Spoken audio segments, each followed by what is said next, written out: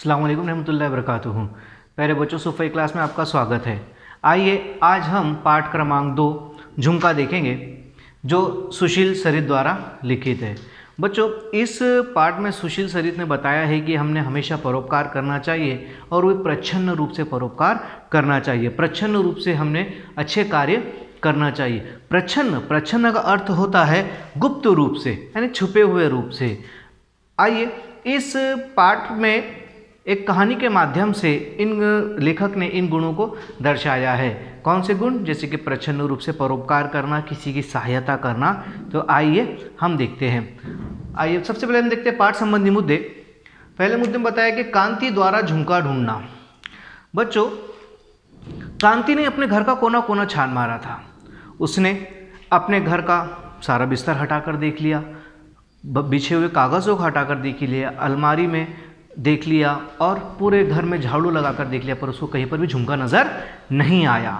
तो बच्चों, उसने उसके बाद में ये सोच में डूब गया कि मैंने आखिर झुमका रख दिया कहाँ है, आखिर वो झुमका था किसका और आया था कहाँ से। देखते हैं कि इस पाठ में बताया गया कि कांति द्वारा सबसे पहले उसने अपने पूरा झुमका, अपने घर का कोना कोना छान मार लिया, पर उसको झुमका कहीं पर भी नज़र नहीं आया। बच्चों, वो झुमका था ही इतना खूबसूरत और था ही इतना सुंदर कि वो झुमका वो खोना नहीं चाहती थी, पर झुमका वहाँ आया कहाँ से। एक बार उसकी सहेली रमा उसके वहाँ पर आई। रमा को एक अंगूठी खरीदनी थी और वे दोनों साथ में मिलकर बाज़ार चले गए। बाज़ार जाने के बाद में जो सुनार था वो रमा का परिचित था, उसका जान पहचान वाला था। उसने और वहीं पर ही उसने अंगूठी खरीदने के लिए चले गए। उसके बाद में जब कांति ने देखा कि शोकेस में बहुत ही खूबसूरत झुमका दिखाई दे रहा है, वे झुमका दिखने को तो 4 तोले का था, और जब उसने कहा कि झुमका है कितने का, तो तब सुनार ने उसको कहा कि इसकी केवल कीमत सिर्फ 2000 रुपये है। तो कांति ने उससे आग्रह किया कि आप इस झुमके को संभाल कर रखिए, मैं इसको 2 दिन के बाद में आकर खरीदूंगी। वे रमा का परिचित था, तो उसने कहा कि ठीक है, कोई बात नहीं, मैं 2 दिन तक इस झुमके को संभाल कर रखूंगा और इसको बेचूंगा भी नहीं, तो आप 2 दिन के बाद आइए। 2 दिन के बाद में रमा और कांति जाकर उस झुमके को खरीद लाए। खरीद लाने के बाद में उसने झुमका लाकर अपने घर पे रख दिया और घर के कामकाज में लग गई। अगले दिन जब रमा उसके घर पर आई तो उसने देखा बच्चों कि रमा का जो झुमका है, झुमके का एक कोर का जो डायमंड होता है, मोती, वो टूटा हुआ था।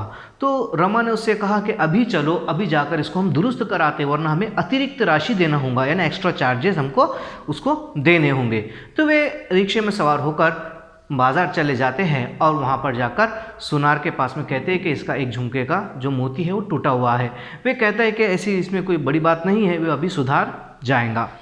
तो वे उसको सुधार कर वापस दे देती है और वो दोनों झुमके लेकर साथ में आती है और मेज़ पर रख कर कांति अपने कामों में लग जाती है। अपने कामों में लगने के बाद में जब पूरा काम समाप्त हो जाता है, फिर उसके बाद में रमा देखती है कि मेज़ पर जो झुमके का पैकेट रखा हुआ है वे उसे अपनी अलमारी में रखने के लिए उठाती है, पर बच्चों क्या देखती है कि उसमें सिर्फ एक ही झुमका है, एक झुमका उस पर नहीं है। फिर वो सारा घर का कोना कोना छान मारती है, पर उसको कहीं पर भी झुमका नज़र नहीं आता।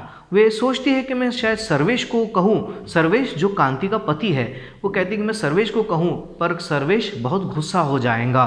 और फिर वो एक बात सोचती है कि अभी कुछ ही दिन पहले मिनी का जो है जन्मदिन था और उसकी घड़ी खो चुकी थी।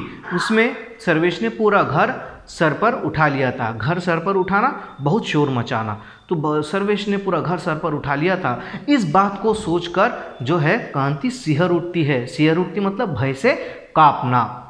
उसके बाद जब कांति ये सोचती है और सोचने के बाद में जब वो दोपहर का भोजन करने के बाद में वो अपने कमरे में जाकर खटिया पर आराम से लेट जाती है, पर क्या हुआ, पर झुमके के खो जाने की वजह से जो है उसकी आँख नहीं लगती और अचानक वो यही सोच में डूब जाती है कि आखिर एक झुमका गया कहाँ है। आखिर मैंने तो सुनार के पास से दोनों लेकर आई थी, पर आखिर एक झुमका कहाँ पर चला गया।